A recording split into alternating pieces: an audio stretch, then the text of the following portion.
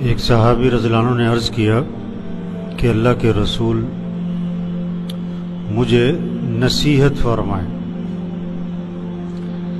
آپ نے فرمایا کہ نماز پڑھو تو یہ سمجھ کر پڑھا کرو کہ ہو سکتا ہے یہ نماز میری زندگی کی آخری نماز ہو۔ تو ایک ذہن بنایا کہ ہو سکتا ہے آج کا دن زندگی کا آخری ہو۔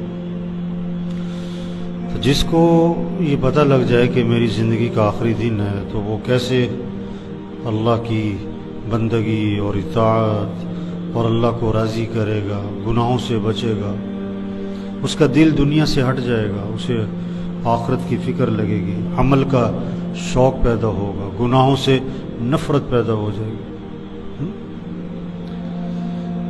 تو اس رمضان کو ایسے گزاریں جیسے زندگی کا آخری رمضان۔ اس رمضان کو ایسے گزاریں جیسے زندگی کا، اور ہر رمضان بہت ساروں کا آخری ہوتا ہے۔ رمضان تو اگلے سال بھی آئے گا، لیکن ہم ہوں گے کہ نہیں یہ کوئی پتہ نہیں۔ تو اس لیے اس رمضان، دیکھو کہتے ہیں رمضان آ رہا ہے، رمضان آ رہا ہے، رمضان آ رہا ہے، اور تھوڑے دنوں بعد کہتے ہیں رمضان جا رہا ہے، رمضان جا رہا ہے۔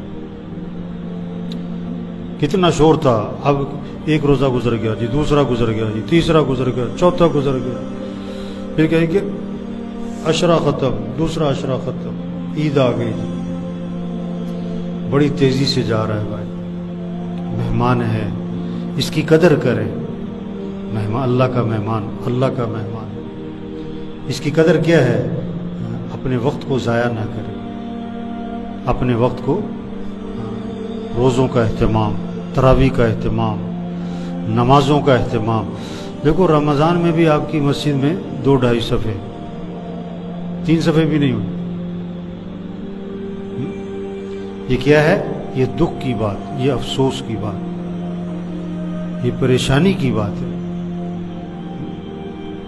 شیاطین بند ہو گئے، اللہ کی رحمت متوجہ ہے، اور جنت کے دروازے کھل گئے اور جہنم کے دروازے بند ہو گئے۔ عمومی طور پر دل نرم ہو گئے۔ تو اس کا تقاضا کیا تھا؟ مسجد بھری ہو، مسجد بھری ہو۔ اب اس کے لیے سب مل کر محنت کریں، سب مل کر محنت کریں، ایک ایک کو سمجھائیں، ایک ایک کو سمجھائیں۔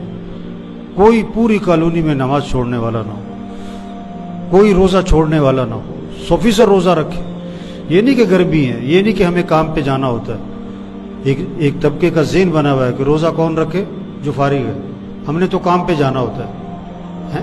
صحابہ وہ فارغ ہوتے تھے، جب قرآن میں حکم آیا روزہ رکھنے کا تو صحابہ کے کام کوئی نہیں ہوتے تھے۔ ایک طبقہ کیا کہتا ہے؟ ہمارے گھر کون سا اے سی لگا ہے جی؟ روزہ کیوں نہیں رکھتے؟ کہتے ہیں ہمارے گھر کون سا اے سی لگا ہے؟ تو صحابہ کے گھر اے سی لگے ہوئے تھے۔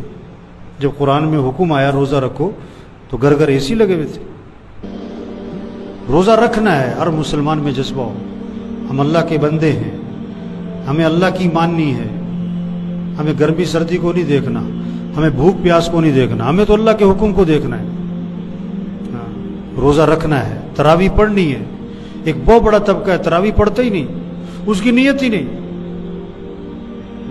صحابہ چھوٹے چھوٹے بچوں کو روزے رکھواتے تھے، چھوٹے چھوٹے بچوں کو، اور شام پڑ جاتی اور تو انہیں کھلونے دیتے تاکہ کھیلتے رہیں اور وقت پورا ہو جائے۔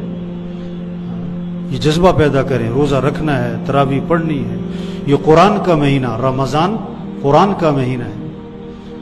رمضان میں قرآن نازل ہوا، ساری آسمانی کتابیں رمضان میں نازل ہوئی۔ گھروں میں فضا بنے قرآن پاک کی، 5 سپارے روزانہ، 6 سپارے، 8 سپارے، 4 سپارے، 2 سپارے، کم از کم 1 سپارہ۔ اب آج 5واں روزہ آ گیا، ہر ایک اپنے آپ سے پوچھے کتنے سپارے پڑھے روزانہ؟ گھر کا ہر فرد قرآن پڑھ رہا ہے کہ نہیں پڑھ رہا ہے؟ پرسوں میرا بیان تھا ایک جگہ، تو میں نے اس پر بہت زور دیا کہ رمضان ہے، قرآن کا مہینہ ہے، قرآن پہ زور لگاؤ، ہر ایک قرآن پڑھے، بچے بوڑھے بھی قرآن پڑھیں، مرد عورت سب قرآن پڑھیں، جتنی زیادہ تلاوت ہو سکتی ہے، قرآن کا شوق ہو، قرآن سے عشق ہو، قرآن سے محبت ہو، تلاوت کا مزاج ہو۔ تو بیان کے بعد ایک ساتھی آیا، کہنے لگا آج کل میں روزانہ ایک قرآن ختم کرتا ہوں، پرسوں کی بات، روزانہ ایک قرآن۔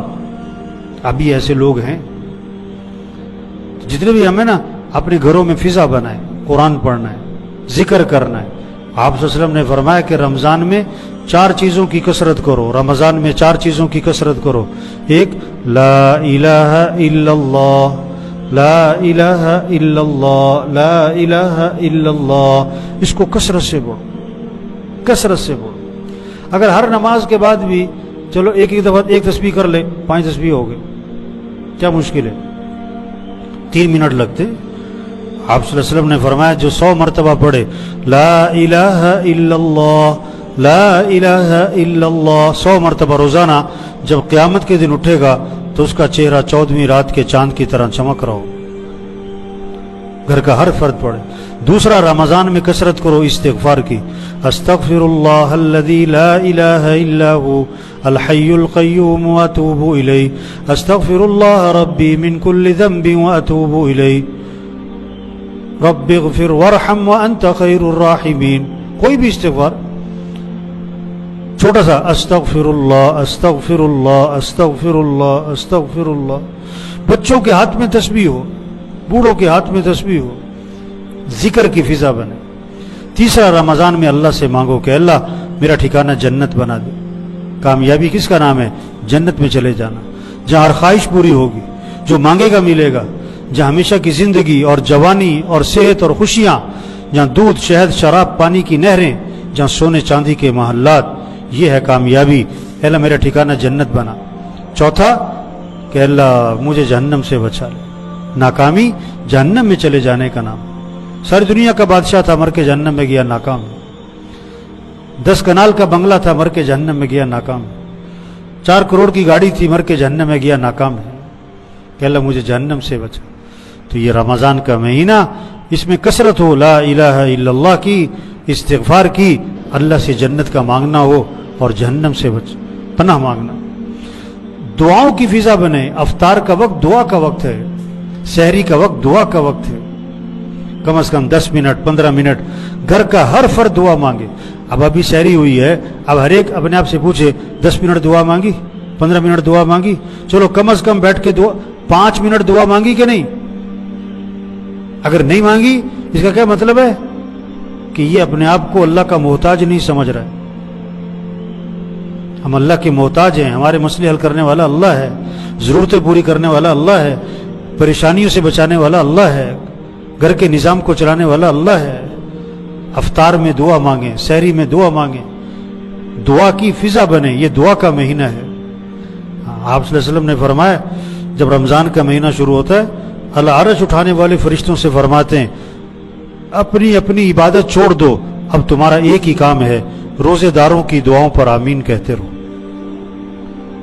دعاؤں سے وہ ہوتا ہے جو حکومتوں سے نہیں ہوتا، جو ڈاکٹروں سے نہیں ہوتا، جو فوجوں سے نہیں ہوتا، جو اسلحے سے نہیں ہوتا، وہ کس سے ہوتا ہے؟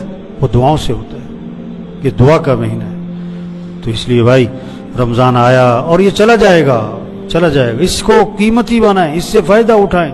نمازیں ہوں، تراویح ہو، روزے ہوں، قرآن کی تلاوت ہو، ذکر ہو، دعاؤں کی کثرت ہو، اور پھر اپنی زبان کی حفاظت کریں۔ حدیث میں آتا ہے جو بری بات کہنا نہیں چھوڑتا، اللہ کو کوئی ضرورت نہیں اس بات کی کہ وہ کھانا پینا چھوڑ دے۔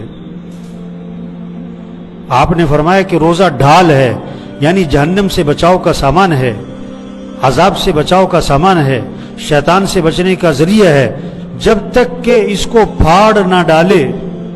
صحابہ نے عرض کیا حضور روزہ کس چیز سے پھٹ جاتا ہے؟ فرمایا جھوٹ بولنے سے پھٹ جاتا ہے، غیبت کرنے سے پھٹ جاتا ہے۔ بالٹی میں سوراخ ہو، چاہے ٹیوب ویل کے نیچے رکھو، وہ کبھی نہیں بھرے گی۔ اگر ہمارے روزے میں سوراخ ہے تو روزے کا فائدہ نہیں ہوگا، روزے کا مقصد حاصل نہیں ہوگا۔ جھوٹ نہیں بولنا، غیبت نہیں کرنی، چغلی نہیں کرنی، گالی نہیں دینی۔ اس زبان کی حفاظت کریں، اس زبان کی حفاظت کریں۔ اگر رمضان میں ہم نے اپنی زبان کی حفاظت کر لی، اللہ پورا سال حفاظت کی توفیق دے گا, پوری زندگی حفاظت کی توفیق دے گا. دیکھو جھوٹ بولنا تو حرام ہے, غیبت کرنا تو حرام ہے, گالی دینا حرام ہے, کھانا تو حلال ہے, پانی تو حلال ہے, دودھ تو حلال ہے. اب روزہ رکھ کے حلال چیزوں کو تو چھوڑ دیا, حرام چیزوں کو نہیں چھوڑا. جس کو اللہ نے وقتی طور پر منع کیا ہے اس سے تو باز آ گیا, اور جو ہے ہی حرام, روزہ رکھ کے پانی نہیں پیتا, روزہ رکھ کے کوئی آدمی دودھ نہیں پیتا, اور روزہ رکھ کے جھوٹ بولتے ہیں, روزہ رکھ کے گالی دے رہا ہے, روزہ رکھ کے غیبت کر رہا ہے. جو وقتی طور پر منع کیا اس سے بچ رہا ہے, جو ہمیشہ منع اسے نہیں بچ رہا. تو اس لیے بھائی اپنے روزے کو قیمتی بنائیں, اپنی زبان کی حفاظت کریں, اپنے اخلاق اچھے بنائیں, اپنے اخلاق اچھے بنائیں. ہاں, صاف حدیث میں آتا ہے قطع رحمی کرنے والا جنت میں نہیں جائے گا. تو بھائی دیکھو موقع ہے اس وقت, دل نرم ہے, ایک ایک کو یہ بات سمجھائیں. حضرت محمد صلی اللہ علیہ وسلم آخری نبی ہیں, قیامت تک کوئی نبی نہیں آئے گا نا. تو یہ بات ایک ایک کو سمجھانا, ایک ایک کو بتانا, یہ مسلمان کے ذمے ہے. تبلیغ کا کام انبیاء کا کام ہے, اور یہ سب سے بڑا کام ہے, اور یہ کام مسلمان کے ذمے ہے. کوئی کرے نہ کرے اس کی اپنی مرضی ہے, ذمے تو ہر مسلمان کے ہے. یہ بات لوگوں کو سمجھاؤ, یہ بات لوگوں کو پہنچاؤ. تو سب نیت کریں بھائی, لوگوں کو یہ بات سمجھانے کی کوشش کریں گے انشاءاللہ.